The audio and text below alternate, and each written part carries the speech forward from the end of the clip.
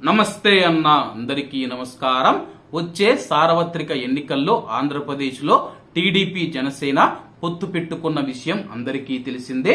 రానున్న ఎన్నికల్లో టీడీపీ 112 సీట్లు, జనసేన 63 స్థానాల్లో పోటీ చేస్తాయంటూ టీడీపీ రాష్ట్ర అధ్యక్షుడు అచ్చెన్నాయుడు గారి పేరిట ఒక లెటర్ వైరల్ అవుతూ ఉంది.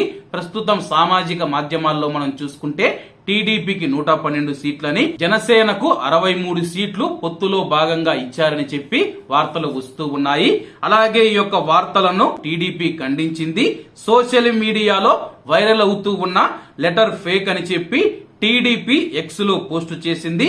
కాగా పొత్తులో ఉన్న ఆ రెండు పార్టీల అధ్యక్షులు చంద్రబాబు గారు, పవన్ కళ్యాణ్ గారు త్వరలోనే ఉమ్మడి మేనిఫెస్టోను విడుదల చేయనున్నారు. ఆ తర్వాతే పోటీ చేసే స్థానాలపైన క్లారిటీ వచ్చే అవకాశం ఉందని చెప్పి టీడీపీ అధికారికంగా ప్రకటించింది. కాబట్టి ఈ విషయాన్ని టీడీపీ అభిమానులు, ప్రజలు ఎవరూ నమ్మవద్దని చెప్పి టీడీపీ వెల్లడించింది.